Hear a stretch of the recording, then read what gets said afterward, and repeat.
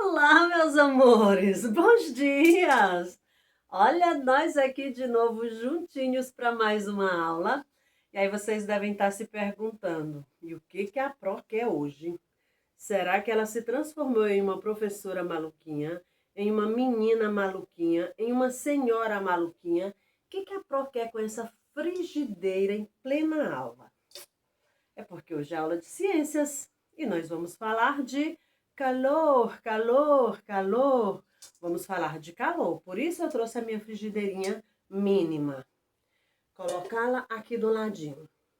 Pois bem, se vamos falar de calor, então vocês devem estar se perguntando: e o que é calor?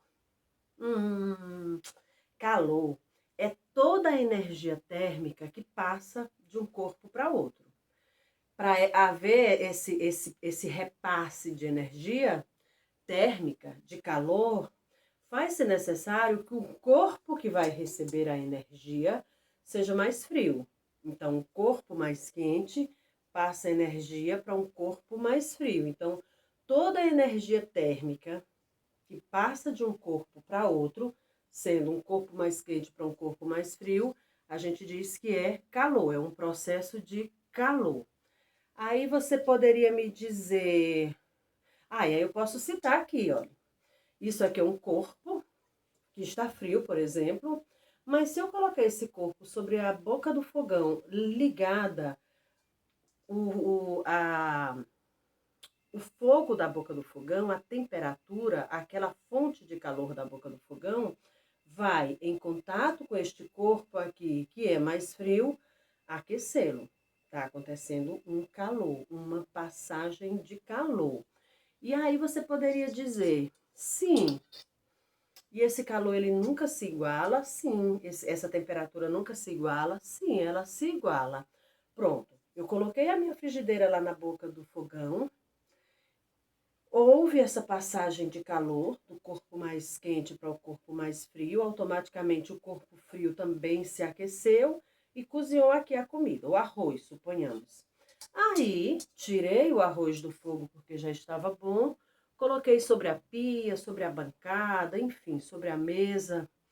Como eu estou indo com o corpo quente para um de temperatura menor, vai haver novamente uma passagem de calor.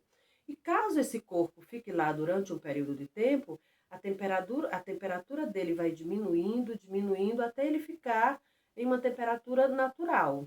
Aí, quando acontece isso, a gente diz que houve o equilíbrio térmico, ou seja, este corpo que antes era quente, estava com coisas quentes aqui dentro, era um corpo em uma alta temperatura.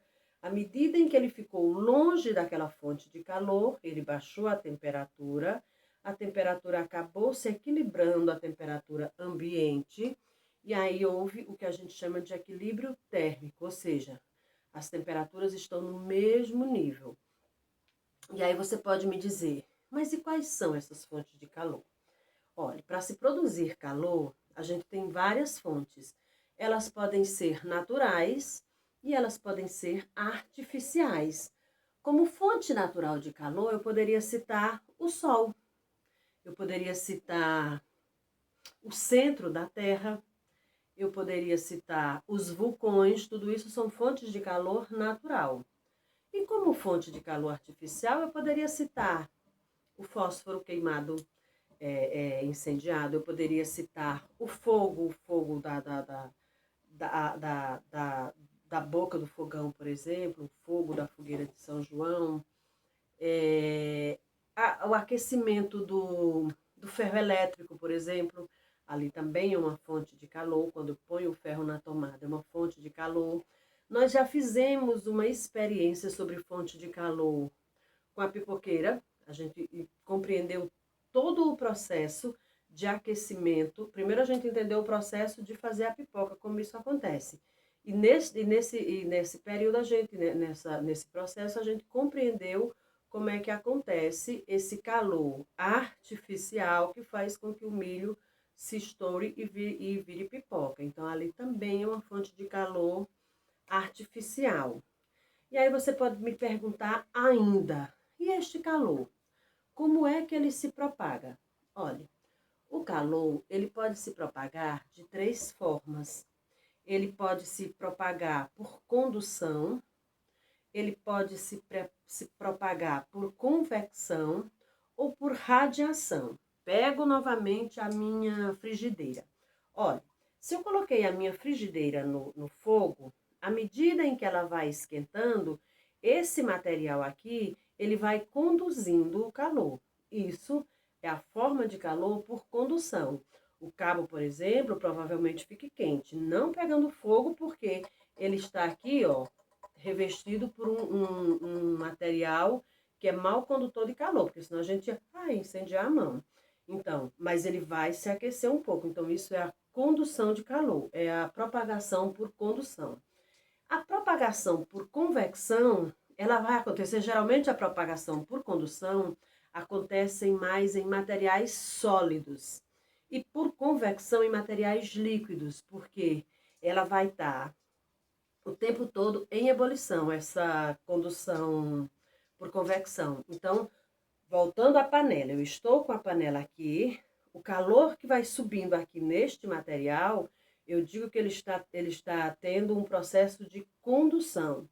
Porém, a água que está aqui dentro, fervendo em ebulição, provocando todos aqueles fluidos da ebulição, eu digo que é uma propagação de calor por convecção. E a propagação de calor por radiação, ela se propaga por ondas magnéticas. Pronto. Por exemplo, eu não vou estar, eu não vou estar no fogo nem nada, mas eu vou sentir aquele calor aqui ao meu redor, porque eu estou próxima das ondas do fogo.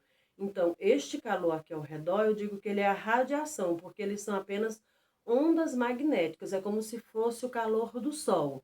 Ele chega à Terra por radiação.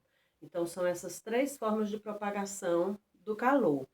E aí você também ainda pode me perguntar, mas ainda sobre o calor, Pro.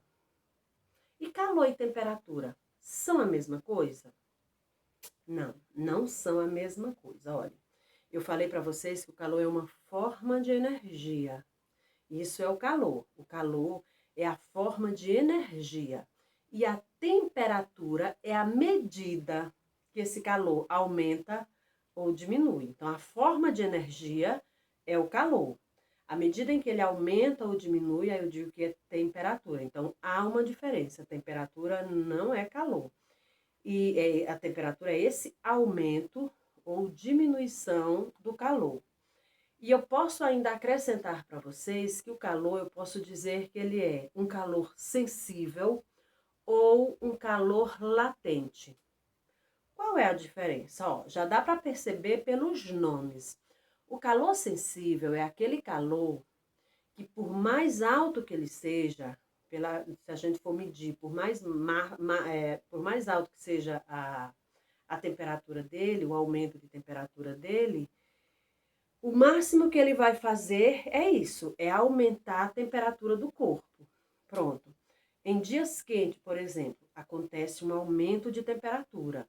O corpo da gente vai ficar mais quente, provavelmente a gente vai transpirar por causa disso.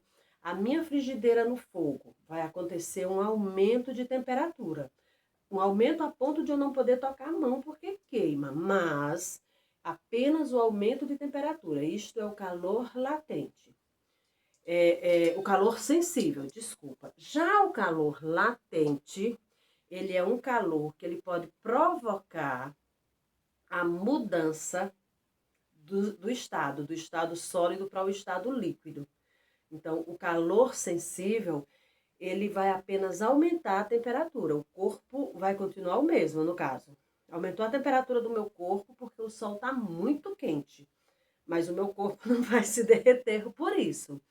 Porém, no caso de uma produção de minério de ferro, por exemplo, ali acontece o calor latente e não o calor sensível.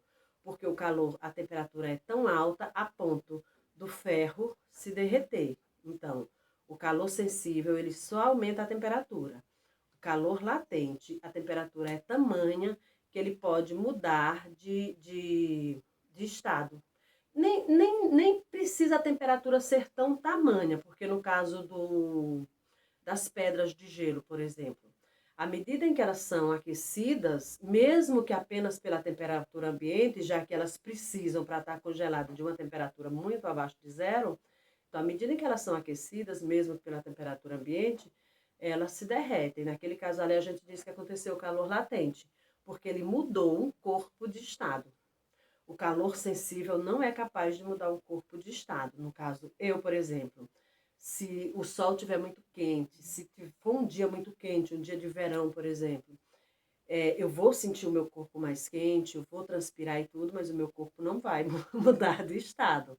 No caso das barras de ferro, das extrações de minério, o calor a que elas são submetidas é o calor latente, que faz com que elas mudem de estado. Então, lembrem-se sempre disso. E eu acho que de calor a gente já falou bastante hoje. Agora a gente pode se refrescar um pouquinho. E aí a gente vai se refrescar, lendo e relendo o que temos nos livros, fazendo aquela leitura revisiva básica e se preparando muito bem para a nossa prova. Tchau, meus amores. Um grande abraço, bem caloroso.